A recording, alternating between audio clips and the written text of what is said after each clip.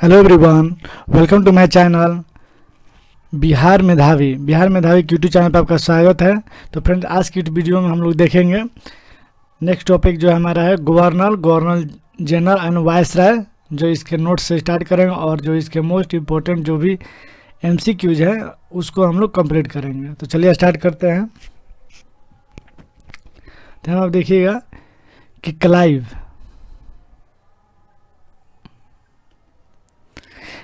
के समय में असैनिक तथा सैनिक दोनों सुधार हुए।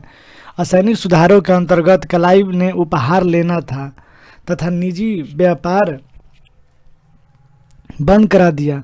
उसने अतिरिक्त कर देना अनिवार्य बना दिया। सैनिक सुधारों के अंतर्गत जो है क्लाइव ने आज्ञा दी कि दोहरा भत्ता बंद कर दिया जाए तथा जनवरी जो है 1766 ईस्वी में जो है यह भत्ता केवल उन सैनिकों को ही मिलता था जो बंगाल तथा बिहार की सीमा से बाहर कार्य करते थे। किनको मिलता था? ये जो भत्ता है जो वो बंगाल तथा बिहार की सीमा से जो बाहर कार्य करते थे उन्हीं को ये भत्ता मिलता था। चलिए आगे देखते हैं।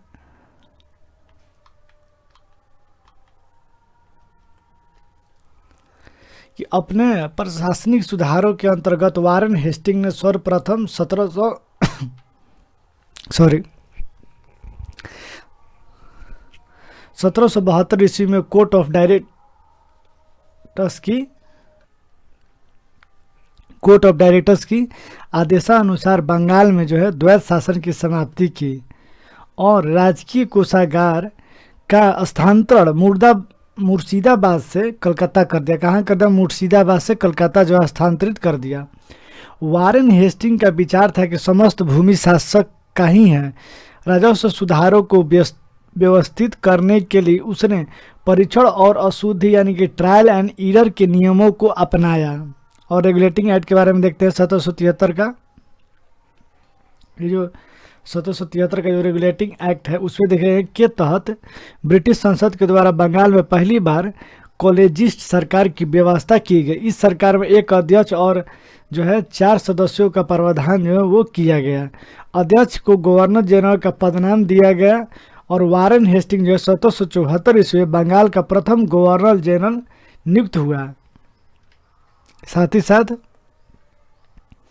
जन प्रशासन की नींव जो है वो वारेन हेस्टिंग ने रखी। इनके द्वारा वारेन हेस्टिंग द्वारा जो मजबूती से रखी गई थी, जिस पर ऊपरी संरचना यानी कि कर्नावालिस ने जो है तैयार किया था। कर्नावालिस के समय में न्यायिक सुधार हो, फौजीदारी कानून में सुधार हो, पुलिस सुधार, कर संबंधित सुधारों तथा व्यापारिक सुधारों से जन प्रशासन की नींव पड़ी।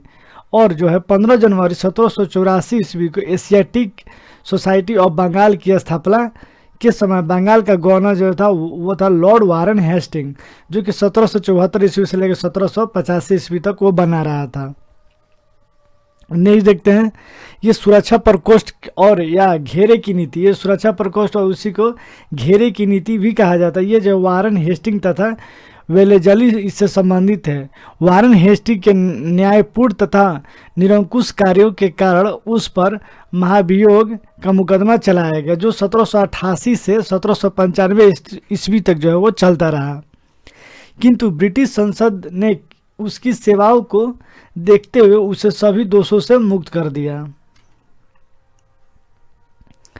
रियासतों के प्रति जो है प्रमुख ब्रिटिश नीतियां निम्नलिखित थी। उन ब्रिटिश नीतियों के बारे में देखते हैं। तो कंपनी का भारतीय रियासतों के समानता के लिए संघर्ष जो है 1740 से लेकर 1765 ईस्वी तक किया गया। और सुरक्षा प्रकोष्ठ या घेरे की नीति जिसको आप बोलते हैं वो 1765 से लेकर 1813 ईस्वी के बीच में ही किया गया। नेक्स्ट देखते हैं अधीनस्थ पार्थक्य की नीति जो 1813 से 1857 ईस्वी में देखने को मिलता है। और अधीनस्थ संघ की नीति जो 1858 से 1935 ईस्वी तक। और बराबर के संघ के जो है नीति जो है 1935 से 1947 ईस्वी तक आपको देखने को मिलता है। दीवानी और फौजदारी कचहरियों के श्रेणीबद्ध संगठन के जरिए न्याय प्रदान करने की एक नई व्यवस्था की नींव अंग्रेजों ने रखी। इस व्यवस्था को वारेन हेस्टिंग ने आरंभ किया। किसने आरंभ किया था? तो वारेन हेस्टिंग जो है वो न्याय प्रदान करने की एक नई व्यवस्था की नींव जो अंग्रेजों ने रखी। इस व्यवस्था को वारेन हेस्टिंग ने आरंभ किया था, मगर कार्नवालिस ने इसे जो है और सुदृढ़ बनाया और शक्ति कलेक्टर के हाथों में केंद्रित कर दी गई। शक्ति जो है वो कलेक्टर के, जो जिले के कलेक्टर उसके हाथों में ये शक्ति जो है केंद्रित कर दी गई। और 1787 ईस्वी में जो है जिले के प्रभारी कलेक्टरों को दीवानी अदालतों के दीवानी न्यायाधीश भी नियुक्त कर दिया गया तथा इसके अतिरिक्त इन्हें फौजदारी शक्तियाँ और सीमित मामलों में फौजदारी न्याय करने का भी अधिकार दे दिया गया।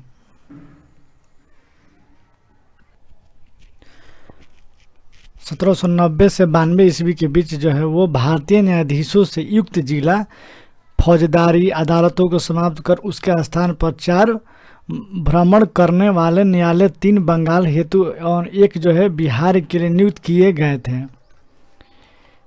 आगे देखते हैं कि इन अदालतों की अध्यक्षता जो है यूरोपीय शक्ति द्वारा भारतीय काजी एवं मुफ्ती के सहयोग से की जाती थी। किसके द्वारा? यूरोपीय शक्ति द्वारा। और लॉर्ड कार्नवालिस ने कानून की विशिष्टता के नियम जो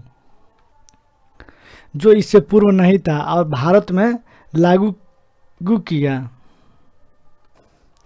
कार्नवालिस ने अपने न्यायिक सुधारों को जो है 1793 ईस्वी तक अंतिम रूप देकर उन्हें कार्नवालिस संहिता के रूप में प्रस्तुत किया गया और यह सुधार जो है प्रसिद्ध सिद्धांत शक्तियों के पृथक्करण पर आधारित था।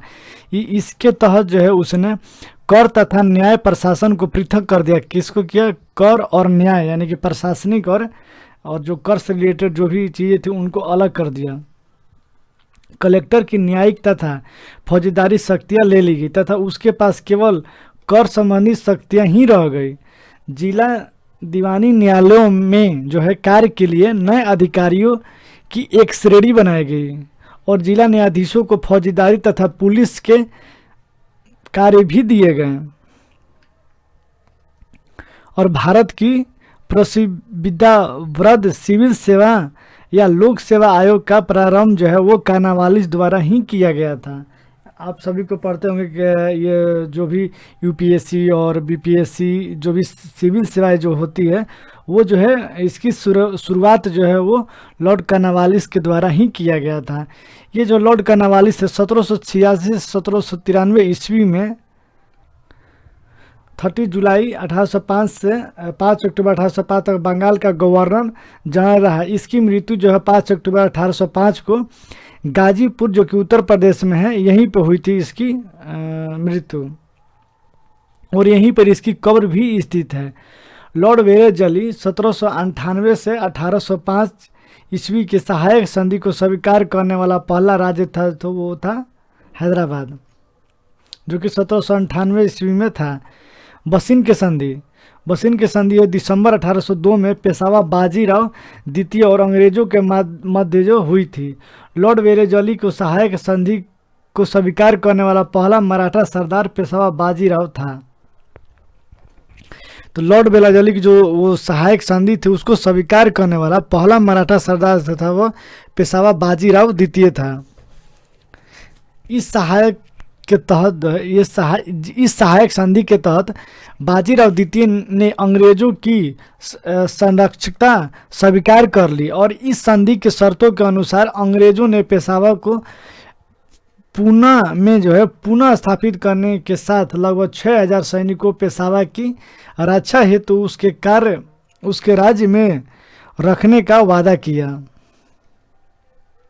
जबकि इसके बदले में पेशवा ने अंग्रेजों को 26 लाख रुपए वार्षिक आय जो है वो आय वाले क्षेत्र प्रदान करने की सहमति जताई। कितने? 26 लाख। यहाँ से क्वेश्चन आपको पूछे जाते हैं।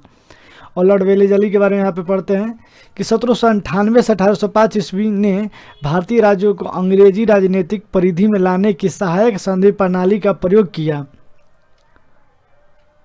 उसने सहायक संधि को आविष्कार नहीं किया। इस प्रणाली का अस्तित्व तो पहले से ही था तथा वो क्रमिक रूप से विकसित हुई थी। संभवतः डुप्ले जो है प्रथम यूरोपीय था जिसने अपनी सेना के किराए पर भारतीय राजाओं को दी थी और अंग्रेजों ने भी यह प्रणाली जो है अपनाई।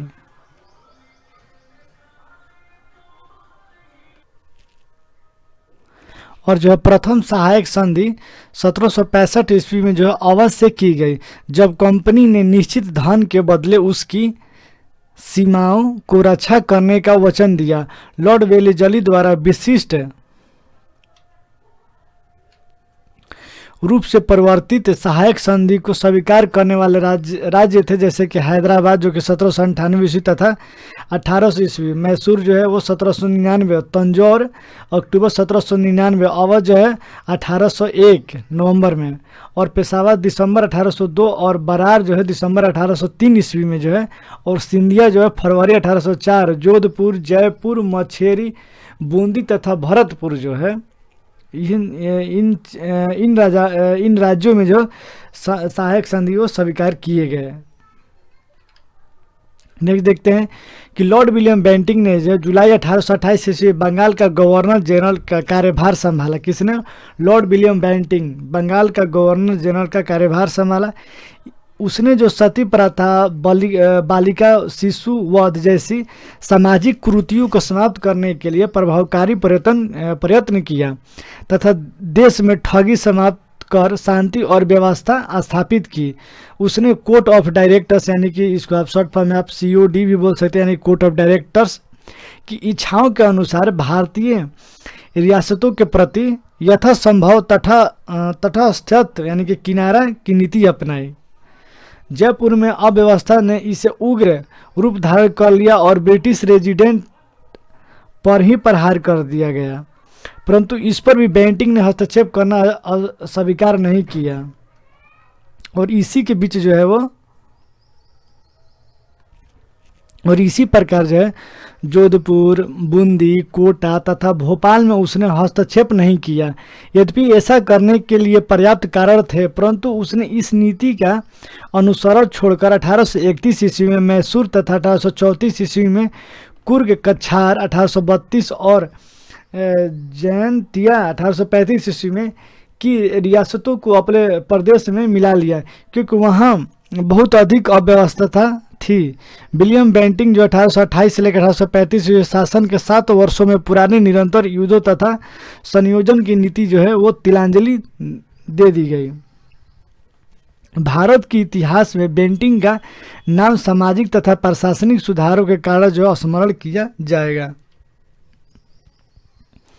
और 1833 की चार्टर एक्ट के बारे में बात करें तो इसके द्वारा जो है भारतीय प्रशासन को पूर्णतः केंद्रीकृत करने का प्रयास किया गया, और इस एक्ट के द्वारा जो है बंगाल का गवर्नर जनरल को सीधे अब जो है भारत का गवर्नर जनरल बना दिया गया। अभी हमने पढ़ा कि बंगाल का गवर्नर जनरल कौन था, तो वो था लॉर्ड विलियम बेंटिंक। अब उसको जो है वो बंगाल का गवर्नर जनरल से उसको डायरेक्ट भारत का गवर्नर जनरल बना दिया गया, और ये जो हुआ 1833 के चार्टर एक्ट के थ्रू ये चीज़ें हुई हैं। और 1834 ईस्वी में जो लॉर्ड विलियम बेंटिंक को भारत का प्रथम गवर्नर जनरल बनाया गया। अब ये भारत का गवर्नर जनरल हो गया। लॉर्ड विलियम बेंटिंक ने कैप्टन सेलिमैन के ठगों के विरुद्ध कार्रवाई करने के लिए नियुक्ति किया। उसने लगभग 1562 ठगों को 1826 से 1835 के मध्य को बंदी बना लिया।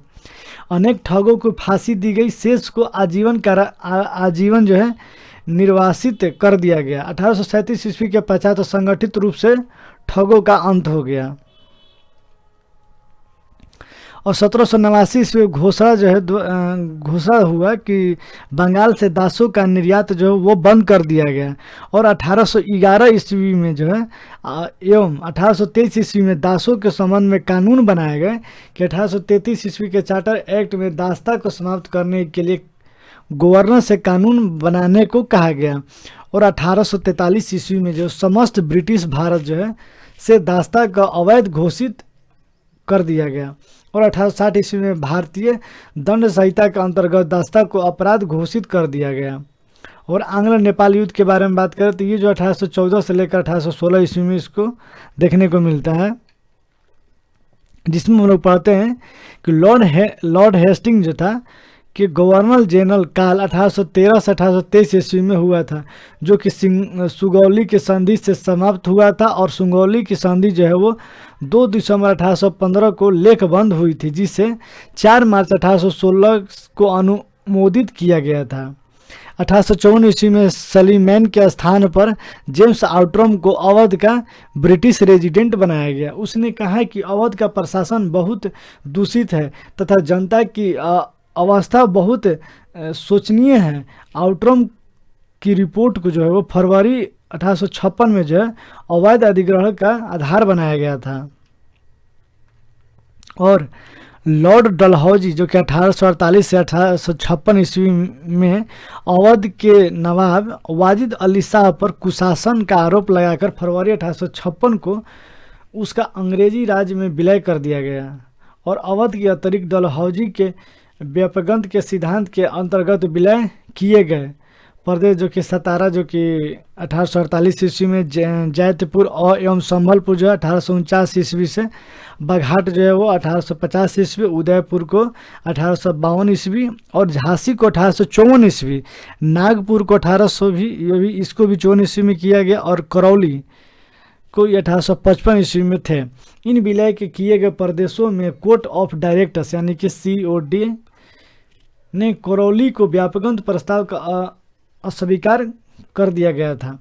भारत में रेल निर्माण की दिशा में प्रथम प्रयास ब्रिटिश गवर्नर लॉर्ड डलहौजी द्वारा किया गया था। कब किया गया था? लॉर्ड डलहौजी द्वारा किया गया था रेल निर्माण।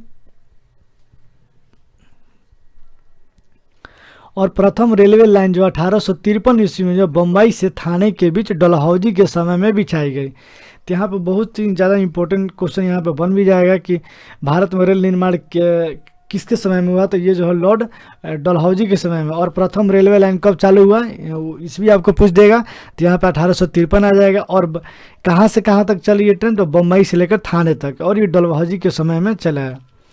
रेल यात्रा का प्रारंभ जो है the great Indian peninsula railway द्वारा किया गया था। किसके द्वारा किया गया था रेल यात्रा का प्रारंभ? दी ग्रेट इंडियन पेनिनसुला द्वारा रेलवे द्वारा किया गया था। भारत में रेलवे का विकास का मुख्य जो है वो मुख्य उद्देश्य जो था उसका कच्चे माल को जो है देश के अतिरिक्त भागों में बंदरगाहों तक ले जाना था। इसका दूसरा उद्देश्य जो था वो था इसका दूसरा उद्देश्य जो सेना को दूर दराज के क्षेत्रों तक पहुंचाना भी था, ताकि ब्रिटिश शासकों के प्रति जो है होने वाले किसी भी विद्रोह को सरलता से कुचला जा सके। और रेलवे को सर्वाधिक विस्तार जो है 1900 ईस्वी के आसपास जो है लॉर्ड कर्जन के समय में हुआ था। कब हुआ था? लॉर्ड कर्जन के समय में हुआ था। ये ईस्वी आपको पूछेगा तो ये जो है 1900 ईस्वी। ब्रिटिश भारतीय राज्य क्षेत्र के अंतिम प्रमुख विस्तार जो है लॉर्ड डफरिन के समय में हुआ था, जब 1885 ईस्वी में तृतीय आंग्ल वर्मा युद्ध के बाद जो 1 जनवरी 1886 को वर्मा को ब्रिटिश भारत में मिला लिया गया था। कब मिलाया गया था? वर्मा, यहाँ पर आप वर्मा इसको आपको ये म्यांमार जो वाला क्षेत्र जो है उसको पहले वर्मा बोलते थे। तो 1 जनवरी 1886 ईस्वी को वर्मा को जो ब्रिटिश भारत में मिला लिया गया था। चलिए आगे देखते हैं कि डलहौजी से पूर्व जो है वो सार्वजनिक निर्माण का कार्य एक सैनिक बोर्ड पर था। इसके कार्यकाल में जो है पहली बार एक अलग सार्वजनिक निर्माण विभाग बनाया गया तथा सार्वजनिक उपयोग के कार्य के लिए बहुत सा धन व्यय किए जाने लगा। ईश्वर चंद्र विद्यासागर के अथक प्रयासों के फलस्वरूप लॉर्ड कैनिंग के समय, ये जो ईश्वर चंद्र विद्यासागर के समय जो है उनके अथक प्रयास से के फलस्वरूप जो है लॉर्ड कैनिंग के समय में जो हिंदू विधवा पुनर्विवाह अधिनियम जो 1856 में पारित किया गया। दैट मीन्स, और इस अधिनियम के नियम जो है वो 15 के तहत विधवा विवाह को वैध मान लिया गया और इस विवाह से उत्पन्न हुए बालक जो है वैध घोषित किए गए। और विधवाओं को कल्याण से जुड़े अन्य नेता थे। पश्चिमी भारत में विष्णु शास्त्री और दोंदो केशव कर्वे ने 1899 ईस्वी में पूना में जो है विधवा आश्रम की स्थापना की। किसकी स्थापना की? विधवा आश्रम की पुनर्स्थापना की। और 1857 ईस्वी की महान क्रांति के समय जो सबसे महत्वपूर्ण परिणाम था कि महारानी का उद्घोषणा, ये महारानी विक्टोरिया का उद्घोषणा जो था वो लॉर्ड कैनिंग द्वारा पढ़ा गया था। आप देखिएगा कि यह उद्घोषणा जो है 1 नवंबर 1857 को इलाहाबाद में हुए दरबार में लॉर्ड कैनिंग द्वारा उद्घोषित यानी कि पढ़ा गया था। इसमें ईस्ट इंडिया कंपनी के शासन की समाप्ति और भारत के शासन के सीधे सीधे जो है वो ब्रिटिश शाही ताज के अंतर्गत लाए जाने की घोषणा की गई। इसके तहत जो है लॉर्ड कैनिंग जो है ब्रिटिश भारत का प्रथम वायसराय बना। कब? ये 1857 के युद्ध के समय जो है, यानी कि प्रथम स्वतंत्रता संग्राम के समय जो है वो भारत का प्रथम ये वायसराय, यानी कि 1857 के बाद जब ये क्राउन के अंदर में आने लगा तो यहाँ पे भारत का ये वायसराय अब होने लगा। तो ये जो लॉर्ड कैनिंग था वो ये वायसराय को पद जो है वो धारण कर लिया। महारानी विक्टोरिया को है भारत की सामग्री 1877 ईस्वी के नियुक्त किया गया और जनवरी 1877 में आयोजित किए गए दिल्ली दरबार में इन्हें केसरे हिंद की उपाधि प्रदान की गई थी। केसरे हिंद की उपाधि जो है वो प्रदान की गई थी। अब प्रथम आंग्ल अफगान युद्ध के बारे में देखते हैं। तो ये जो है प्रथम आंग्ल अफगान युद्ध 1839 से 42 ईस्वी के बीच मध्य में हुआ था और इस दौरान है भारत के गवर्नर जनरल ऑकलैंड थे। लॉर्ड लिटन के समय में है द्वितीय आंग्ल अफगान युद्ध 1878 से 1880 ईस्वी में हुआ था और 1843 एक्ट 5 के द्वारा जो है भारत में तत्कालीन गवर्नर जनरल लॉर्ड एलन बैरन ने दास प्रथा का उन्मूलन किया था। इसके काल 1842-1844 ईस्वी के दौरान जो अगस्त 1843 में जो सिंध को पूर्ण रूप से ब्रिटिश साम्राज्य में मिला लिया गया और चतुराईपूर्ण निष्क्रियता या कुशल आक्रमणीयता की नीति यानी कि पॉलिसी ऑफ मैस्टरली इनएक्टिविटी आंग्ल अफगान संबंधों के संदर्भ में लॉर्ड एलन बैरो के काल में आरंभ होकर लॉर्ड नॉर्थब्रुक के कॉल तक चलती रहे। इस कॉल को कुशल आक्रमणीयता की नीति का काल भी कहा जाता है। इस नीति को प्राय जॉन लॉरेंस के नाम से विशिष्ट रूप से संबंधित किया जाता है क्योंकि उसके वायसराय कॉल में इस नीति का अनुसरण करने का स्पष्ट अवसर मिला और इस नीति की रूपरेखा जो है स्पष्ट रूप से निश्चित की गई। कुशल आक्रमणीयता यानी कि मैस्ट्रेली इनएक्टिविटी शब्द का JWS वाइली के एडिनबरा रिव्यू के एक लेख में प्रयोग किया गया था। भारत में अंग्रेजों के समय में प्रथम जनगणना लॉर्ड मेयो के समय में किया गया था 1869 से 1872 ईस्वी के काल में 1872 ईस्वी प्रारंभ हुई किंतु लॉर्ड रिपन के काल में नियमित जनगणना 1881 ईस्वी में शुरू हुई और लॉर्ड मेयो जो 1869 से 1872 ईस्वी की हत्या अंडमान निकोबार द्वीप समूह के भ्रमण के दौरान शेर अली अफरीदी नामक एक कैदी द्वारा की गई थी। मेयो जो है वो प्रथम गवर्नर जनरल था जिसकी हत्या उसके कार्यकाल में की गई। ये जो मेयो था लॉर्ड मेयो ये प्रथम गवर्नर जनरल था जिसकी हत्या जो उसी के कार्यकाल में कर दी गई थी और 1876 ईस्वी में जो है लिटन के वायसराय बनकर आने पर अफगानिस्तान के प्रति अपनाई गई नीति में परिवर्तन आया। कुशल आक्रमणीयता की नीति के स्थान पर अग्रगामी के नीति का अनुसरण होने लगा। मेजर सेंडेमन की बलूचिस्तान में गवर्नर जनरल के एजेंट के रूप में नियुक्ति के साथ ही अफगानिस्तान में हस्तक्षेप न करने के स्थान पर हस्तक्षेप की नीति जो है अपनाई गई थी। वर्नाकुलर प्रेस एक्ट और वर्नाकुलर प्रेस एक्ट ये जो है ये देसी भाषा का समाचार पत्र अधिनियम जो कि 1878 ईस्वी में आपको देखने को मिलता है और लॉर्ड लिटन के काल में जो है पारित किया गया था। इस अधिनियम को मुंह बंद करने वाला अधिनियम भी कहा गया। इस अधिनियम को मुंह बंद करने वाला भी अधिनियम कहा गया और ऑर्स्किन पेरी ने जो है इस अधिनियम को विपरीतगामी और असंगत तथा भारत की भावी प्रगति के लिए घातक पग बताया। श्री S.N. बनर्जी ने इसे आकाश से वज्रपात कहा। S.N. बनर्जी ने इसे जो है आकाश से वज्रपात कहा। और सर सीपी इल्बर्ट वायसराय के प्रसिद्ध की विधि जो है वो सदस्य थे। इन्होंने 2 फरवरी 1833 को विधान परिषद में एक विधेयक प्रस्तुत किया। कब किया? 2 फरवरी 1833 ईस्वी को जो है विधान परिषद में एक विधेयक प्रस्तुत किया, जिसमें वो लिखा गया था, जिसमें वो बताया गया था कि जिससे इल्बर्ट बिल की संज्ञा दी जाती है। इस विधेयक का उद्देश्य था कि जाति भेद पर आधारित सभी न्यायिक अयोग्यताओं तुरंत समाप्त कर दी जाए और भारतीय तथा यूरोपीय न्यायाधीशों की शक्तियां समान कर दी जाए। जैसे ही यह विधेयक प्रस्तुत किया गया, एक बवंडर खड़ा हो गया। और वो बवंडर क्या था? चलिए देखते हैं कि यूरोपीय लोगों ने इसे जो है अपने विशेष अधिकारों को कुठाराघात यानी कि कुठारघात बताया। और लॉर्ड रिपन को ब्रिटिश भारत के वायसराय में सबसे अधिक उदारवादी माना जाता है। किसको? लॉर्ड रिपन को। उन्होंने जो है 100 या उससे अधिक कार्यरत मजदूरों वाली फैक्ट्रियों में काम करने वाली महिलाओं तथा पुरुषों के संबंध में कुछ उदारवादी नियम बनाए, जिन्हें प्रथम फैक्ट्री अधिनियम जो कि 1881 ईस्वी के नाम से जो है वो जाना जाता है। इस अधिनियम के तहत जो है 7 वर्ष से कम उम्र के बच्चों को फैक्ट्रियों में काम करने पर रोक एवं 7 से 12 वर्ष के बच्चों को कार्यवधि यानी कि प्रतिदिन 9 घंटे तथा इन्हें जो है महीने में 4 दिन की छुट्टी का प्रावधान भी किया गया। दूसरा जो है कि फैक्ट्री अधिनियम 1891 में बनाया गया और इसमें सभी मजदूरों के लिए साप्ताहिक छुट्टी की व्यवस्था थी। लॉर्ड मेयो के समय में सृजित स्थानीय शासन को वास्तविक स्थानीय शासन बनाने के लिए लॉर्ड रिपन ने उन्हें आवश्यक नियम जो है वो प्रदान किए। और इस कार्य के कारण जो है लॉर्ड रिपन को आधुनिक भारत में स्थानीय शासन का जनक माना जाता है। क्या माना जाता है? स्थानीय शासन का जनक माना जाता है। किसको? लॉर्ड रिपन को।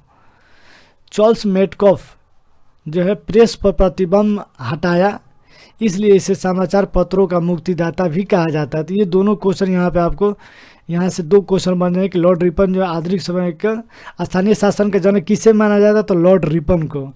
और जो प्रेस पे प्रतिबंध लगाया यानी कि प्रेस का मुक्तिदाता, समाचार पत्रों यानी मुक्तिदाता किसे कहा जाता है? तो उसका आंसर में होगा चार्ल्स मेटकॉफ। भारत में पुरातत्व सर्वेक्षण संबंधी प्रयास यानी कि 1784 ईस्वी में कलकत्ता में विलियम जोन्स द्वारा एशियाटिक सोसाइटी की स्थापना के साथ ही प्रारंभ हुए थे। और 1861 ईस्वी में लॉर्ड कैनिंग द्वारा अलेक्जेंडर कनिमो को पुरातात्विक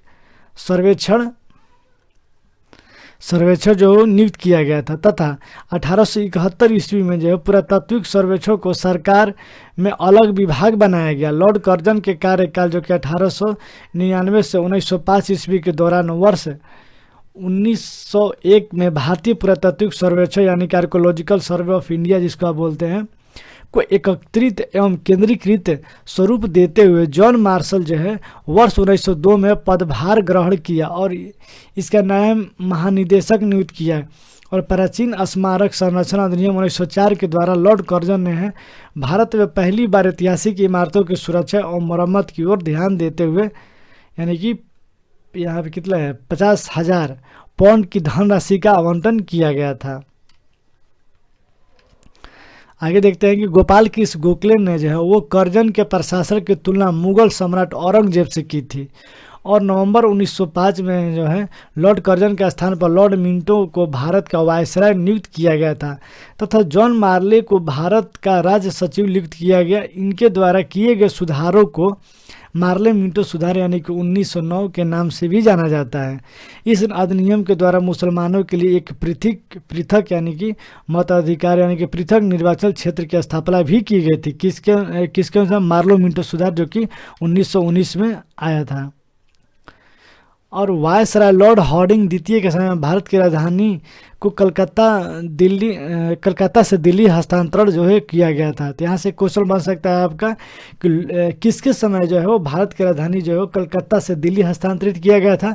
तो लॉर्ड हार्डिंग द्वितीय के समय। यहाँ पे आप याद रखिएगा लॉर्ड हार्डिंग द्वितीय के समय जो है वो भारत की राजधानी कलकत्ता से हस्तांतरित करके वो दिल्ली किया गया था। वायसराय लॉर्ड हार्डिंग द्वितीय ने 1911 ईस्वी में जॉर्ज पंचम एवं महारानी मेरी को भारत बुलाया तथा दिल्ली में भव्य दरबार का आयोजन किया, जिसे दिल्ली दरबार तृतीय के नाम से भी जानते हैं। इसी दरबार में बंगाल विभाजन को रद्द किया गया तथा राजधानी का हस्तांतरण की घोषणा की गई। तो चलिए फ्रेंड, यहाँ तक तो ये आपके जो भी ये नोट्स थे ये ख़त्म होते। अब हम लोग प्रश्न कोश की ओर बढ़ते हैं। तो इसमें जो आपके जो भी आपके एग्ज़ाम में पूछे गए हैं, यहाँ पे एक श्रृंखला है जिसमें हम एक एक क्वेश्चन को देखेंगे पूरे विस्तार से। तो चलिए स्टार्ट करते हैं यहाँ से।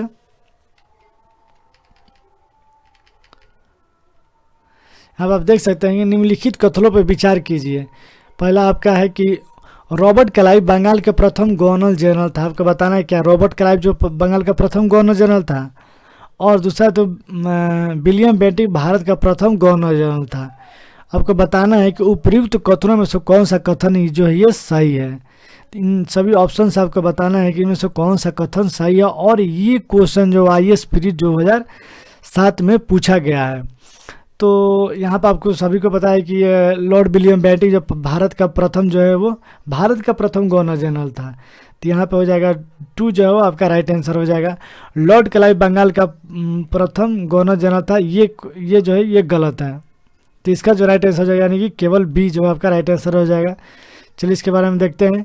हमने शुरू में ही पढ़ा है कि वारेन हेस्टिंग जो 1774 ईस्वी में जो है वो बंगाल का प्रथम गवर्नर जनरल था कि नियुक्त किया गया था। और 1834 में जो है लॉर्ड विलियम बेंटिक को जो है भारत का प्रथम गवर्नर जनरल बनाया गया। रॉबर्ट क्लाइव को बंगाल का पहला गवर्नर जनरल नियुक्त किया गया था। इस पद पर वो जो है 1758 से 60 ईस्वी में और 1765 से 67 ईस्वी के बीच अवधि में वो रहा था। चलिए नेक्स्ट क्वेश्चन देखते हैं कि भारत का प्रथम गवर्नर जनरल था। तो यहाँ पर हम सभी लोग जानते हैं कि Lord William Bentinck, Lord William Bentinck जो था वो भारत का प्रथम गवर्नर जनरल था। लॉर्ड विलियम बेंटिक जो था वो भारत का प्रथम गवर्नर जनरल था। तो इसमें वो ऑप्शन दिया हुआ नहीं है, तो यहाँ पर आप इसको आप टिक कर सकते हैं। चलिए नेक्स्ट क्वेश्चन की ओर बढ़ते हैं। जो हमारा नेक्स्ट क्वेश्चन है कि भारत का प्रथम गवर्नर जनरल कौन था। भारत का प्रथम गवर्नर जनरल को बताना है कि आपका लॉर्ड मेयो, या फिर ऑप्शन बी है लॉर्ड लीटन, ऑप्शन सी है लॉर्ड कैनिंग, और ऑप्शन डी है लॉर्ड डॉफरिन, और या ई जो है उपयुक्त में से कोई नहीं है या उपयुक्त में से एक से अधिक। और ये क्वेश्चन जो है 66 BPSC प्री जो की री एग्जाम आपका हुआ था 2020 में, यहाँ पे क्वेश्चन पूछा गया है। तो इसका जो आपका राइट आंसर हो जाएगा हो जाएगी यानी कि उपयुक्त में से कोई नहीं या फिर उपयुक्त में से एक साथ। आप सभी को पता है कि प्रथम जो गवर्नर भारत का प्रथम गवर्नर जनरल था तो वो लॉर्ड विलियम बेंटिक को बनाया गया था, आप सभी को पता है। चलिए इसके एक्सप्लेनेशन तो दिया नहीं है, बट हमने अभी इसको थ्योरी में पढ़ा भी है कि इसके नोट्स में कि भारत का प्रथम गवर्नर जो था वो था लॉर्ड विलियम बेंटिक था। चलिए नेक्स्ट क्वेश्चन की ओर बढ़ते हैं कि निम्नलिखित घटनाओं पर विचार कीजिए कि क्लाइव को पुनः भारत आगमन हुआ, इलाहाबाद की संधि, बक्सर का युद्ध, वारेन हेस्टी का भारत का गवर्नर जनरल बनना और उपयुक्त घटनाओं को घटित होने के कालक्रमानुसार निम्नलिखित कूट को सही क्रम का चयन कीजिए। तो आपको बताना है कौन सी घटना जो है ये कब हुई थी।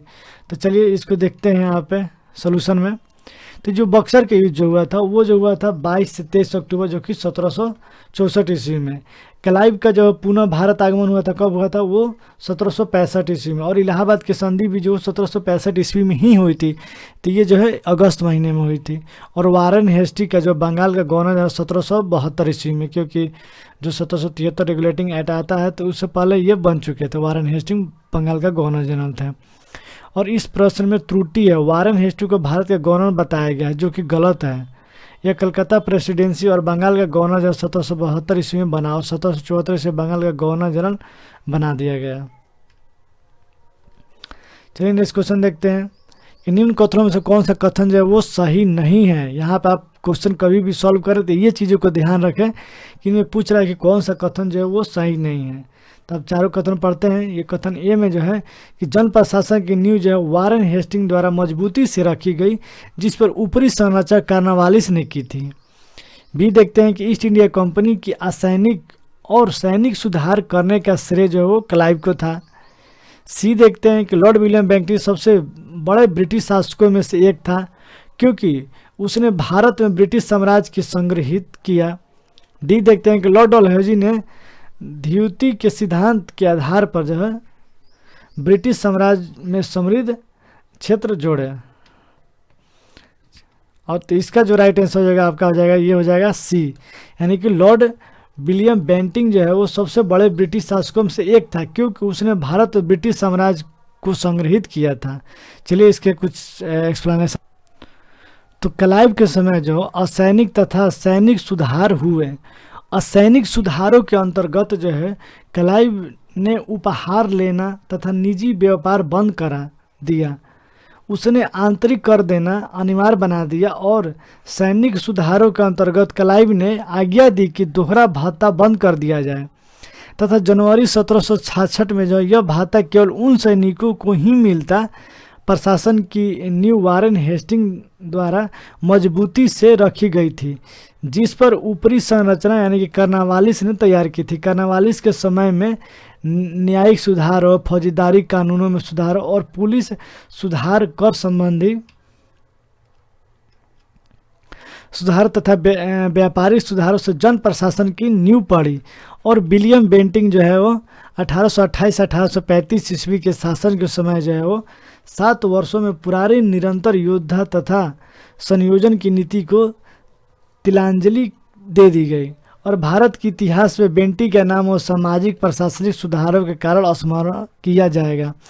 और लॉर्ड डलहौजी की बात करें तो 1848-1856 ईस्वी के व्यापगंत के सिद्धांत के अंतर्गत 1848 ईस्वी में सतारा और 1849 ईस्वी में जैतपुर तथा संबलपुर 1850 ईस्वी में और बाघाट जो है 1852 ईस्वी में, उदयपुर जो है 1854 ईस्वी में और झांसी तथा 1854 ईस्वी में नागपुर को विलय कर लिया। और 1856 ईस्वी में जो डलहौजी ने अवध का विलय जो है कुप्रशासन के बहाने किया था। चलिए नेक्स्ट क्वेश्चन की ओर बढ़ते हैं। नेक्स्ट क्वेश्चन है कि भारत में ब्रिटिश साम्राज्य का संस्थापक कौन था। भारत में ब्रिटिश साम्राज्य का संस्थापक किसे माना जाता है। आपके ऑप्शन है ये सी सेलिमैन, बी जो है लॉर्ड मिंटो, सी लॉर्ड क्लाइव और डी जो है लॉर्ड मेयो। तो इसका जो राइट आंसर हो जाएगा यानी कि लॉर्ड क्लाइव। ये लॉर्ड क्लाइव जो था वो ब्रिटिश साम्राज्य का संस्थापक माना जाता है इसको। तो ये क्वेश्चन आप याद रखिएगा फ्रेंड्स, ये लॉर्ड क्लाइव जो है वो ब्रिटिश साम्राज्य का संस्थापक माना जाता है। चलिए उसके कुछ एक्सप्लेनेशन देखते हैं कि भारत में ब्रिटिश साम्राज्य का संस्थापक लॉर्ड क्लाइव को माना जाता है। किसे माना जाता है, लॉर्ड क्लाइव को। क्यों माना जाता है कि 23 जून 1757 ईस्वी को प्लासी की लड़ाई में विजेता अंग्रेजी सेना का नेतृत्व लॉर्ड क्लाइव था। और इस युद्ध के उपरांत जब बंगाल में ब्रिटिश साम्राज्य की नींव पड़ी, कब पड़ी, जब 23 जून 1757 को जो प्लासी के युद्ध लड़ा गया तो उसमें विजेता अंग्रेजों की सेना का नेतृत्व जो किया था वो लॉर्ड क्लाइव ने किया था। और इसी युद्ध के उपरांत ही बंगाल में ब्रिटिश साम्राज्य की नींव पड़ी थी। और इसलिए जो ब्रिटिश साम्राज्य का संस्थापक है वो लॉर्ड क्लाइव को माना जाता है।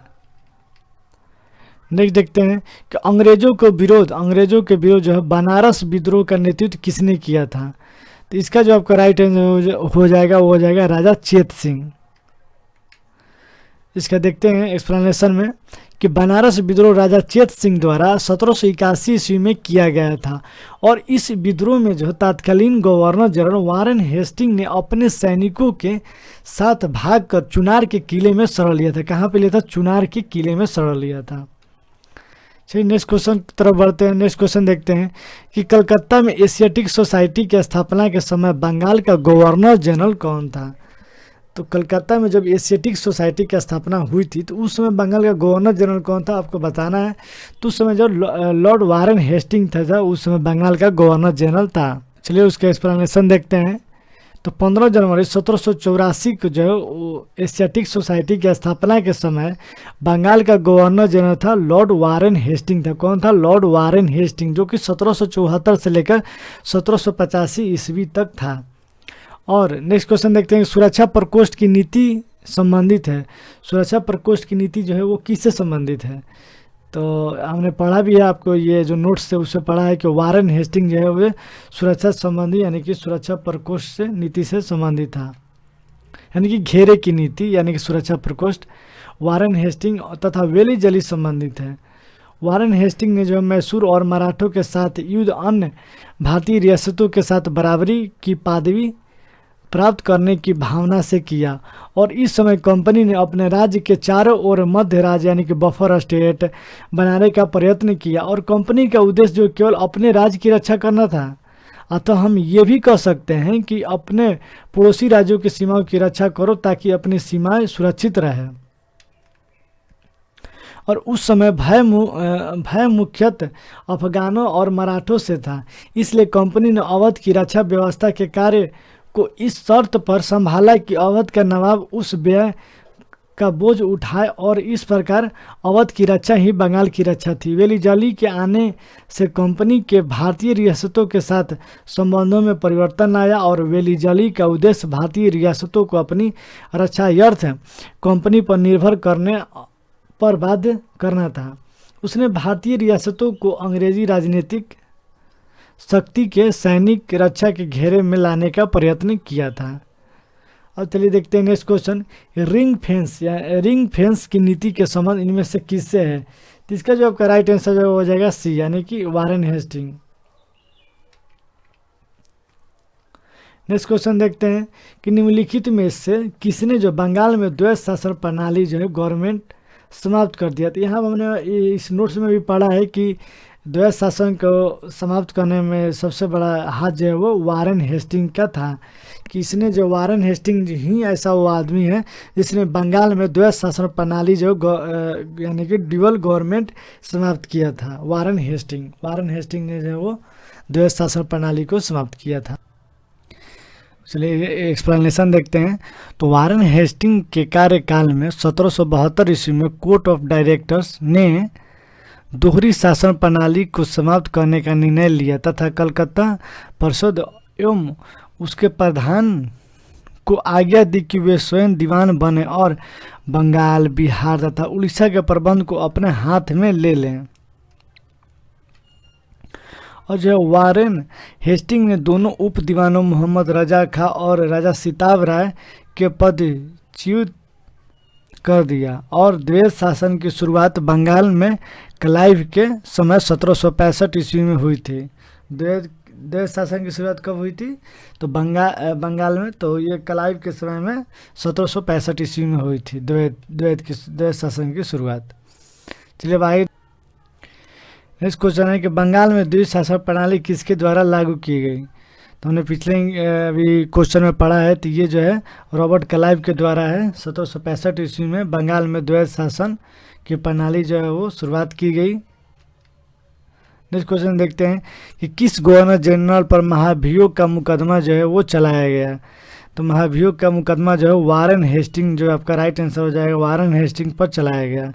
चलिए इसके बारे में कुछ तथ्य देख लेते हैं कि वारेन हेस्टिंग के अन्यायपूर्ण तथा निरंकुश कार्य के कारण जो है उस पर महाभियोग का मुकदमा चलाया गया, जो 1788 से लेकर 1795 ईस्वी तक चलता रहा, किंतु ब्रिटिश संसद ने उसकी सेवाओं को देखते हुए उसे सभी दोषों से मुक्त कर दिया। और यह भी कहा गया कि वारेन हेस्टिंग ने यह सब कुछ साम्राज्य के हित के लिए किया, न कि अपने लिए। वारेन हेस्टिंग पर लगे महाभियोग के बारे में विद्वानों का जो मत जो है अलग अलग है, यानी कि भिन्न है, कि किंतु B.A. स्मिथ का निर्णय अधिक मान है। वे लिखते हैं, क्या लिखते हैं भाई, कि उसके थोड़े से दोष, जहाँ तक वे वास्तव में दोष थे, उस राजनीतिज्ञ के दोष थे जिस पर सहसा ही संकट आ पड़ा हो, तो जिस पर अब इतनी कठिन उलझने आ पड़ी हो, कभी कभी मानवीय समझ में भूल चूक हो जानी आवश्यक ही थी। चलिए नेक्स्ट क्वेश्चन देखते हैं कि निम्नलिखित किस पर ब्रिटिश संसद में महाभियोग का मुकदमा चलाया गया था। तो ये हमने जस्ट पढ़ा है, ये जो वारेन हेस्टिंग पे जो है वो मुकदमा चलाया गया था महाभियोग का। नेक्स्ट क्वेश्चन देखते हैं कि वेल्लोर का विद्रोह किस गवर्नर जनरल के समय में हुआ था। वेल्लोर का जो है वो सर जॉन बार्लो के समय में ये हुआ था। चलिए इसका एक्सप्लेनेशन देखते हैं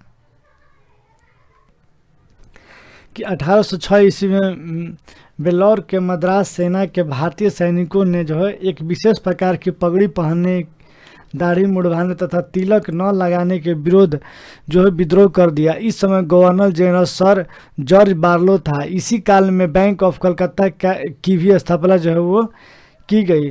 वेल्लोर को विद्रोह को जो है 1857 ईस्वी में क्रांति का पूर्वगामी भी माना जाता है। क्या माना, क्रांति का पूर्वगामी भी माना जाता है। नेक्स्ट क्वेश्चन देखते हैं कि भारत में न्यायिक संगठन का स्थापना किसने की। तो न्यायिक संगठन जो है लॉर्ड कॉर्नवालिस को इसका श्रेय जो है वो दिया जाता है, यानी कि आपका जो राइट आंसर हो जाएगा वो हो जाएगा बी। देखते हैं कि दीवानी और फौजदारी न्यायालय के श्रेणीबद्ध संगठन के जरिए न्याय प्रदान करने की एक नई व्यवस्था न्यू अंग्रेजों ने रखी। इस व्यवस्था को वारेन हेस्टिंग ने आरंभ किया, मगर कॉर्नवालिस ने इसे और सुदृढ़ बनाया और 1793 ईस्वी के कॉर्नवालिस संहिता शक्तियों के पृथकीकरण के सिद्धांत पर आधारित थी, जिसके तहत कर और न्याय प्रशासन को पृथक कर दिया गया। क्या किया गया, कर और न्याय प्रशासन को अलग कर दिया गया। चलिए नेक्स्ट क्वेश्चन देखते हैं कि निम्नलिखित में से किस गवर्नर जनरल ने भारत के प्रशासनिक सिविल सेवा and covenanted civil service of India का सृजन किया, जो कालांतर में भारतीय सिविल सेवा के नाम से जानी गई। तो ये जो है कॉर्नवालिस, जो इसका राइट आंसर हो जाएगा सी। चलिए कुछ इसके एक्सप्लेनेशन देखते हैं कि भारत के विधाबद्ध सिविल सेवा या लोक सेवा का सृजन कॉर्नवालिस द्वारा किया गया और बंगाल का गवर्नर जनरल बनने के बाद जो है कॉर्नवालिस ने प्रशासन को पुनर्गठित किया तथा राजस्व बोर्डों के भंग कर इसके संबंध में नए नियम बनाए तथा कंपनी के अधिकारियों के व्यक्तिगत व्यापार के संबंध में भी नए नियम बनाए। उसने कॉर्नवालिस कोड के माध्यम से दीवानी तथा न्यायिक क्षेत्रों में स्पष्ट विभाजन किया और जिसने आगे चलकर भारतीय सिविल सेवा का रूप लिया।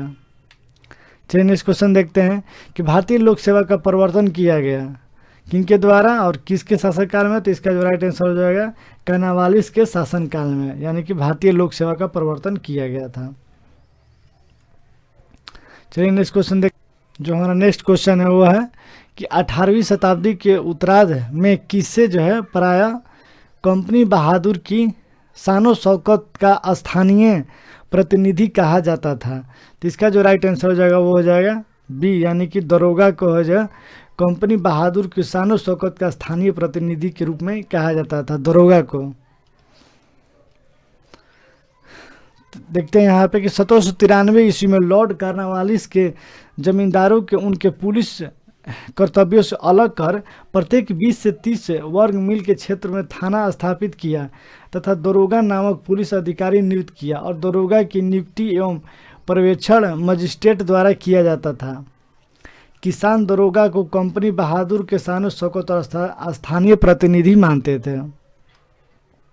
चलिए नेक्स्ट क्वेश्चन देखते हैं कि लॉर्ड कॉर्नवालिस का कब्र कहाँ स्थित है। लॉर्ड कॉर्नवालिस का कब्र जो है वो गाजीपुर में स्थित है। इसका जो राइट आंसर हो जाएगा गाजीपुर। तो लॉर्ड कॉर्नवालिस 1786 से 1793 ईस्वी एवं 30 जुलाई 1805 से 5 अक्टूबर 1805 तक बंगाल का गवर्नर रहा और ये 2 कार्यकाल में यहाँ पर आप देख सकते हैं कि 1786 से लेकर 1793 तक और यहाँ पे 30 जुलाई 1805 से लेकर 5 अक्टूबर 1805 तक इतने कार्यकाल के लिए वो यहाँ का गवर्नर जनरल रहा बंगाल का। और इसे भारत में इस्तेमारी अथवा यहाँ का स्थायी बंदोबस्त, न्यायिक संहिता और भारतीय लोक सेवा के प्रवर्तक के रूप में जाना जाता है। और इसकी मृत्यु जो है वो 5 अक्टूबर 1805 को गाजीपुर उत्तर प्रदेश में हुई थी और यहीं पर जो है इसकी कब्र भी स्थित है।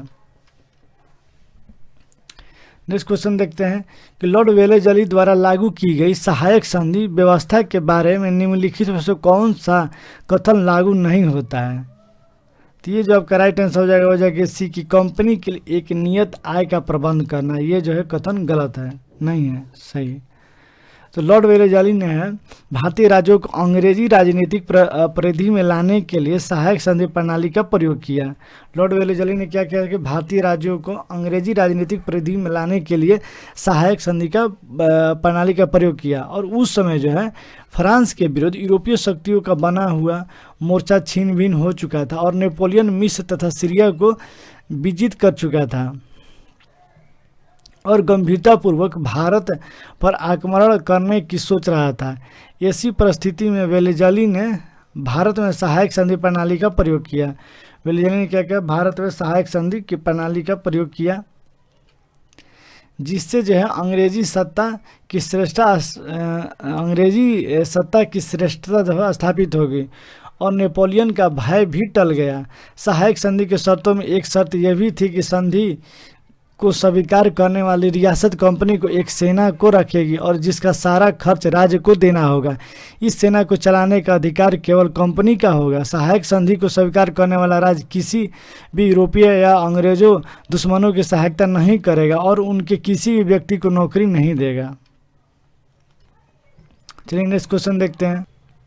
नेक्स्ट क्वेश्चन जो है हमारा कि लॉर्ड वेलेजली की सहायक संधि को स्वीकार करने वाला पहला मराठा सरदार था। तो ये हमने आपको ये नोट्स में हमने पढ़ा है कि पेशवा बाजीराव द्वितीय जो था कि लॉर्ड वेलेजली द्वारा जो भी सहायक संधि बनाया गया था उसको स्वीकार करने वाला पहला मराठा सरदार था। कौन था? पेशवा बाजीराव द्वितीय।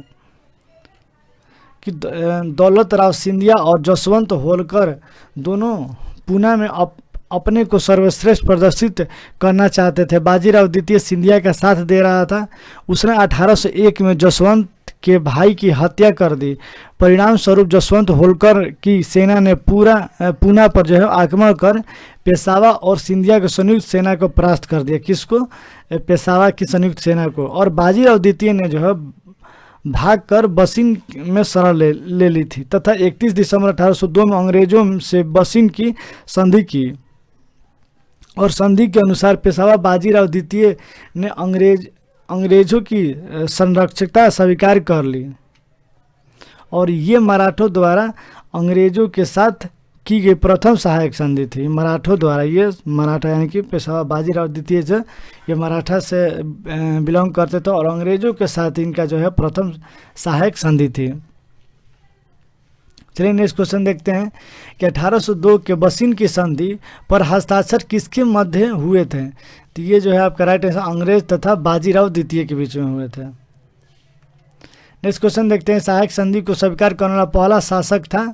पहला शासक कौन था जिसने जो सहायक संधि को स्वीकार किया था? वो था अवध का नवाब, यानी कि ये जो आपका राइट आंसर हो जाएगा। वेलेजली ने सहायक की संधि को आविष्कार नहीं किया। इस प्रणाली का अस्तित्व पहले से ही था। संभवतः डुप्ले प्रथम यूरोपीय था जिसने अपनी सेना किराए पर भारतीय राजाओं को दे दी थी और क्लाइव के काल में यह प्रणाली लगभग सभी गवर्नरों ने अपनाई थी। और वेलेजली की विशेषता केवल यह थी कि उसने इसका विकास कर अपने संपर्क में आने वाले सभी देशी राजाओं के संबंधों में इसका प्रयोग किया और प्रथम सहायक संधि जो है वो 1765 ईस्वी में की गई।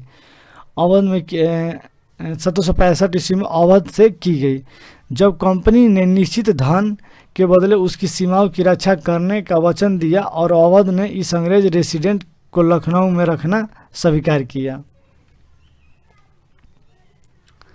नेक्स्ट क्वेश्चन देखते हैं, सहायक संधि को किसके काल में क्रियान्वित किया गया था?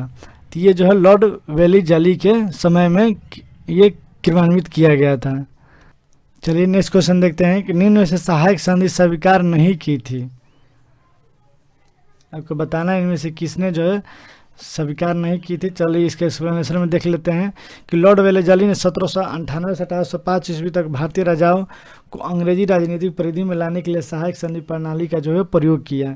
जिन राजाओं ने वेलेजली की सहायक संधि स्वीकार की वे थे हैदराबाद, जो कि 1798 से 1800 ईस्वी में हुआ। सेकेंड जो है मैसूर है, थर्ड तंजौर है, आवाज़ जो 1801 में, पेशावा जो है बरार के भोंसले ने, और सिंधिया में इंदौर के होलकर जो कि 6 जनवरी 1818 को, और जोधपुर, जयपुर, मछेरी, बूंदी तथा भरतपुर। अतः प्रश्न में कोई विकल्प जो वो सही नहीं है। नेक्स्ट क्वेश्चन देखते हैं कि सहायक संधि जो है व्यवस्था को स्वीकार करने वाला प्रथम भारतीय देशी शासक कौन थे? तो ये था हैदराबाद के निजाम थे, वो प्रथम भारतीय देशी शासक थे जिन्होंने सहायक संधि व्यवस्था को स्वीकार किया था।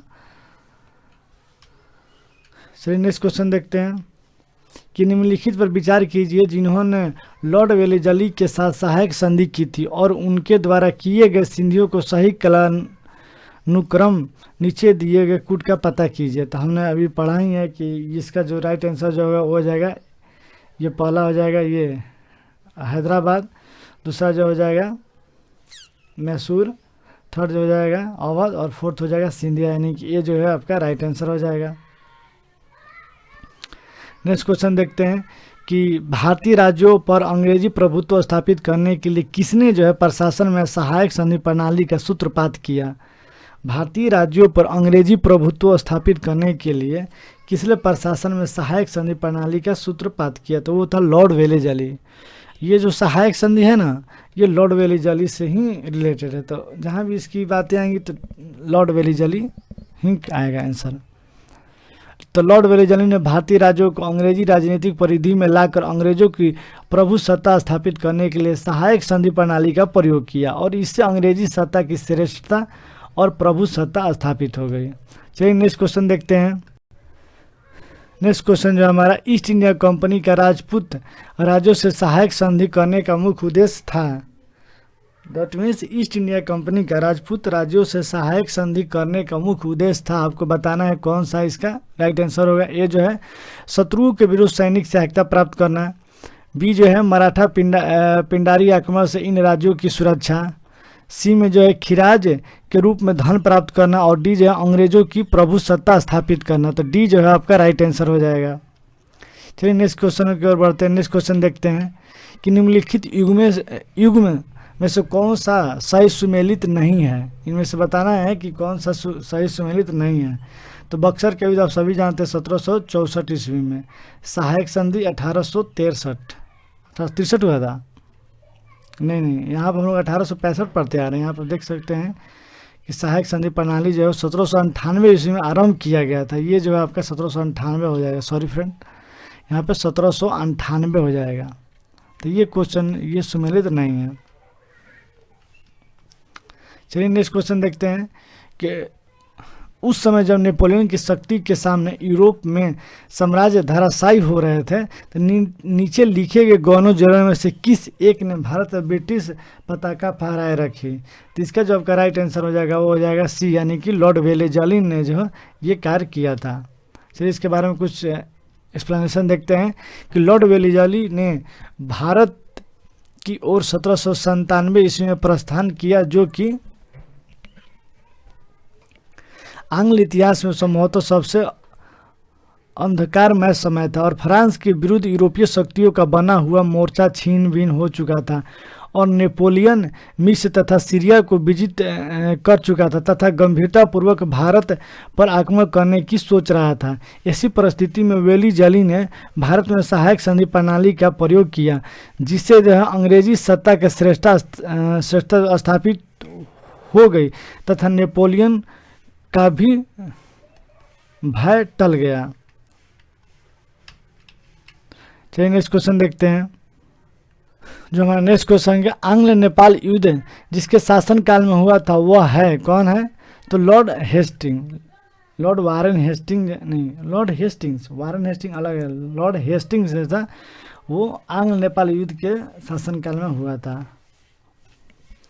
यहाँ पे देख सकते हैं कि आंग्ल नेपाल युद्ध जो कि 1814 से 1816 ईस्वी के बीच हुआ था और लॉर्ड हेस्टिंग के गवर्नर जनरल काल जो कि 1813 से 23 ईस्वी में हुआ था, जो कि 1815 ईस्वी के सुंगौली के संधि से समाप्त हुआ था और सुंगौली की संधि 2 दिसंबर 1815 को लेख बंद हुई थी, जिसका अनुमोदन 4 मार्च 1816 को किया गया था।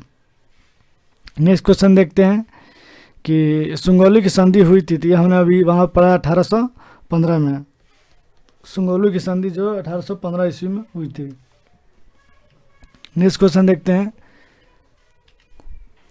कि निम्नलिखित में से कौन सा युग्म जो है सुमेलित नहीं है, यानी कि सही सुमेलित नहीं है। पहला जो है हेक्टर मुनरो, ये बक्सर युद्ध से रिलेटेड है। और लॉर्ड हेस्टिंग आंग्ल नेपाल युद्ध से रिलेटेड है। लॉर्ड वेलीजली चतुर्थ आंग्ल मैसूर युद्ध से रिलेटेड है। और लॉर्ड कर्नावालिस तृतीय आंग्ल मराठा संघर्ष, ये जो है रॉन्ग है, क्योंकि लॉर्ड कर्नावालिस जो है वो तृतीय आंग्ल मराठा युद्ध जो है 1817 से 1818 के ईस्वी के बीच में हुआ था, लॉर्ड हेस्टिंग के समय में हुआ था, न कि लॉर्ड कर्नावालिस के समय में। अतः विकल्प डी जो है वो सही है। नेक्स्ट क्वेश्चन देखते हैं कि तृतीय आंग्ल मराठा युद्ध संबंध। तृतीय आंग्ल मराठा जो है वो लॉर्ड हेस्टिंग के समय में हुआ था। तृतीय आंग्ल मराठा कब हुआ था? तो लॉर्ड हेस्टिंग के समय से हुआ था। नेक्स्ट क्वेश्चन देखते हैं कि सर टॉमस मुनरो किन वर्षों में मद्रासों का गवर्नर रहे? मद्रास के गवर्नर रहे सर टॉमस मुनरो। तो ये जो 1820 से लेकर 1827 जो है इन समय के कार्यकाल में जो है वो सर टॉमस मुनरो जो है मद्रास के गवर्नर रहे। चलिए देखते हैं यहाँ पर सर टॉमस मुनरो 1820 से 1827 ईस्वी तक मद्रास के गवर्नर रहे और दक्षिण भारत में भू राजस्व वसूली हेतु लागू की गई व्यवस्था रैयतवाड़ी व्यवस्था थी। इस व्यवस्था के जन्मदाता टॉमस मुनरो और कैप्टन रीड थे, जिन्होंने सर्वप्रथम इसे तमिलनाडु के बारामहल जिले में लागू किया। कहाँ गया? बारामहल जिले में लागू किया गया। तत्पश्चात जो है यह व्यवस्था मद्रास, बम्बई के कुछ हिस्से और असम तथा कुर्ग, जो कि आधुनिक कर्नाटक का एक भाग है, यहाँ पर जो है वो लागू की गई। नेक्स्ट क्वेश्चन देखते हैं कि तथाकथित कुशासन के आधार पर किस गवर्नर जनरल ने मैसूर राज्य के प्रशासन को ले लिया था? तो ये जो है यानी कि सी लॉर्ड विलियम बेंटिंक ने 1831 ईस्वी में मैसूर तथा 1834 ईस्वी में कुर्ग कछार यानी कि 1832 ईस्वी और जैंतिया 1835 ईस्वी की रियासतों को अपने प्रदेश में मिला लिया, क्योंकि वहाँ कथित रूप से बहुत अधिक कुशासन एवं अव्यवस्था थी। क्या थी? अधिक अव्यवस्था थी। नेक्स्ट क्वेश्चन देखते हैं कि निम्नलिखित बंगाल के गवर्नर जनरलों में से कौन सा एक तृतीय आंग्ल मैसूर युद्ध से संबंधित है? तृतीय आंग्ल मैसूर के संबंध से बात है तो ये जो है आपका लॉर्ड कर्नावालिस। आप देख सकते हैं कि तृतीय आंग्ल मैसूर युद्ध जो है 1790 से 1792 ईस्वी में जो है से लॉर्ड कर्नावालिस संबंधित था। और इस युद्ध में जो लॉर्ड कर्नावालिस ने स्वयं सेना का बागडोर संभाली थी, और इस युद्ध में टीपू श्रीरंगपट्टनम की संधि जो 1792 ईस्वी में कर ली थी, जिसके अनुसार टीपू ने अपने राज्य का लगभग आधा भाग अंग्रेजों और उनके साथी यानी कि निजाम और मराठा को दान देना पड़ा था। नेक्स्ट क्वेश्चन जो है कि ठगों का दमन में निम्नलिखित में से कौन सा संबंध था? तो ठगों का जो दमन था इनमें से कौन सा उससे संबंधित है? तो ये है कैप्टन सलीमैन जो इससे संबंधित है। यहाँ हम देख सकते हैं कि ठगों में हिंदू और मुसलमान दोनों धर्म के अनुयायी जो सम्मिलित है, परंतु वास्तव में ये लोग काली, दुर्गा अथवा भवानी की पूजा करते थे तथा प्राय अपने शिकार कर सिर काट कर देवी के चरणों में बलि के रूप में चढ़ाते थे। उन्हें विश्वास था कि उनका यह धंधा विधि के विधान तथा उनके शरीर की मृत्यु उनके भाग्य में उसी प्रकार लिखी होती है। और सती प्रथा के प्रश्न पर तो कुछ मतभेद था, किंतु ठगी के विषय है। चलिए इस क्वेश्चन इसके एक्सप्लेनेशन देखते हैं कि समस्त जनता के सरकार का समर्थन किया और लॉर्ड विलियम बेंटिंक ने कैप्टन सलीमैन को ठगों के विरोध में कार्रवाई करने के लिए नियुक्त किया। किसको? कैप्टन सलीमैन को। और उसने लगभग 1562 ठगों को 1826 से 1835 ईस्वी के मध्य जो है बंदी बना लिया और अनेक ठगों को फांसी दी गई और शेष का आजीवन निरावसित कर दिया गया और 1837 ईस्वी के पश्चात संगठित रूप से ठगों का अंत हो गया। नेक्स्ट क्वेश्चन देखते हैं कि ठगों का उन्मूलन किसके नेतृत्व में हुआ था? ठगों का जो उन्मूलन हुआ था वो किसके नेतृत्व में हुआ था? तो इसका जो राइट है कैप्टन सलीमैन के समय काल में हुआ था। यहाँ पर चलिए देखते हैं नेक्स्ट क्वेश्चन, निम्न में से कौन से सामाजिक सुधार विलियम बेंटिंक ने प्रारंभ किए? तो विलियम बेंटिंक ने सती प्रथा के उन्मूलन, दास प्रथा के उन्मूलन, धर्म परिवर्तन के कारण अयोग्यता के प्रावधान को हटाया और ठगों को संगठित गिरोह का दमन। तो आपको बताना है कि नीचे दिए कूट में सही उत्तर का चयन कीजिए। तो आपको बताना है ऐसे कौन सा सही है, यानी कि 1, 2 और 4 जो कथन है यानी कि सही है। तो एक जो सती प्रथा का उन्मूलन किया और दास प्रथा का उन्मूलन, और 4 जो है ठगों को संगठित गिरोह का दमन किया। चलिए कुछ इसके एक्सप्लेनेशन वो देखते हैं कि लॉर्ड विलियम बेंटिंक जो 1828 ईस्वी में जो बंगाल प्रेसिडेंसी के गवर्नर जनरल बना और 1829 में उसने जो है सती प्रथा को अपराध घोषित किया, उन्मूलन किया, और बेंटिंक के काल में ही भारत सरकार अधिनियम 1833 पारित किया गया था। इसमें दास प्रथा का उन्मूलन का प्रावधान किया गया था और बेंटिंक ने ठगों को गिरोह के विरोध भी अभियान चलाकर उसका दमन करने का प्रयास किया। और बेंटिंक ने शिक्षा और प्रेस की स्वतंत्रता पर भी काम किया था और 1835 में वह इंग्लैंड वापस चला गया और धर्म परिवर्तन के कारण जो है अयोग्यता का प्रावधान 1850 ईस्वी से हटा दिया गया। और नेक्स्ट क्वेश्चन देखते हैं कि सती प्रथा पाबंदी किसने लाई थी? तो इसका जो आपका देखते हैं पूरा, तो सती प्रथा का अंत जो है वो लॉर्ड विलियम बेंटिंक द्वारा, यानी कि सी जो ऑप्शन आपका सही है। और यहाँ पे देखते हैं कि राजा राम मोहन राय जैसे प्रबुद्ध भारतीय सुधारकों ने विलियम बेंटिंक के साथ इस प्रथा को अवैध घोषित करने का प्रेरणा दी और बहुत से समकालीन प्रगतिशील समाचार पत्रों में इनका जो समर्थन किया गया। और विलियम बेंटिंक ने कानून बनाकर सती प्रथा को पूरी तरह प्रतिबंध कर दिया और दिसंबर 1829 में जो बंगाल सती विनियमन 1829 के नियम और 17 द्वारा विधवाओं को जलाना जो है अवैध घोषित कर दिया गया। और आरंभ में यह कानून केवल बंगाल प्रेसिडेंसी में लागू किया गया और धीरे धीरे बाद में जो 1830 में ये बम्बई और मद्रास प्रेसिडेंसी में भी लागू किया गया।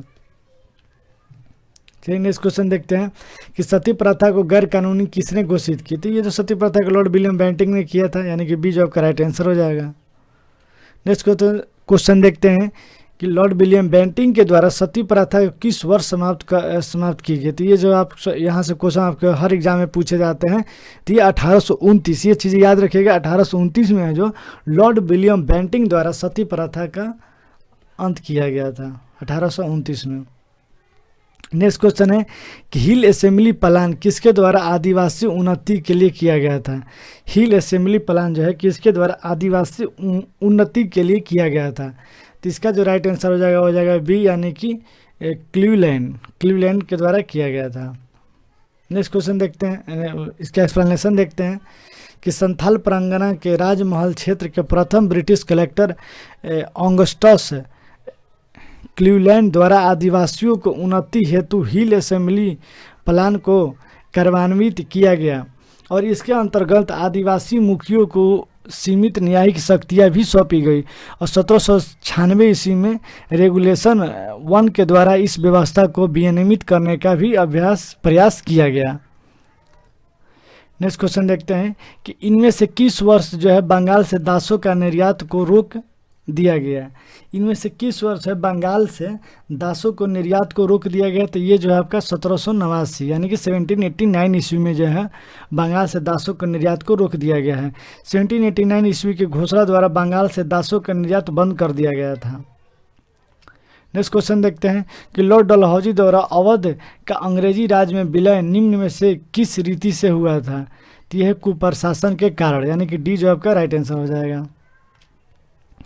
लॉर्ड डलहौजी 1848 से 56 के ने अवध के नवाब वाजिद अली शाह पर कुशासन का आरोप लगाकर फरवरी 1856 को अवध के अंग्रेजी राज में विलय कर दिया और अवध के अतिरिक्त डलहौजी के व्यापक सिद्धांत के अंतर्गत विलय किए गए और प्रदेश जो कि सतारा जो था वो 1848 में विलय किया गया। जैतपुर एवं संभलपुर जो 1849 ईस्वी में और बाघाट जो है 1850 ईस्वी में और उदयपुर जो है 1852 ईस्वी में और झांसी जो है 1854 ईस्वी में तथा नागपुर जो है 1854 ईस्वी में किया गया था। नेक्स्ट क्वेश्चन देखते हैं, बाघाट रियासत का ब्रिटिश में विलय कब हुआ था। बाघात रियासत का ब्रिटिश में विलय जो है आपको बताना है। तो ये जो 1850 ईस्वी में जो है बाघात रियासत का विलय जो है 1850 ईस्वी में हुआ था। नेक्स्ट क्वेश्चन देखते हैं कि निम्न में से किस देशी रियासतों को अंग्रेजों ने अपने श्रेय में नहीं मिलाया था।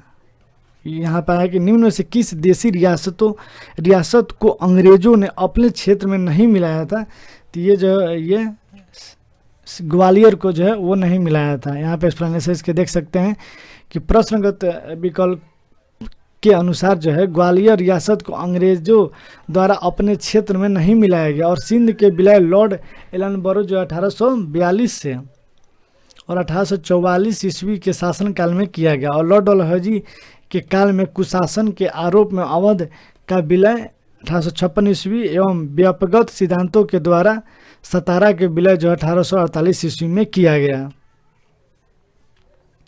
तो फ्रेंड्स इस वीडियो को हम लोग यहीं पर अंत करते हैं। ये वीडियो बहुत लंबी हो जाएगी, वरना हम लोग इसका नेक्स्ट पार्ट जो आगे के जो भी क्वेश्चन है उसको हम अगले भाग में एक वीडियो प्रोवाइड करा देंगे, जिसमें 50 से लेकर जो भी आगे क्वेश्चन है इसमें हम लोग 50 क्वेश्चन और इसके नोट्स जो है वो हम लोग कंप्लीट कर लिए हैं।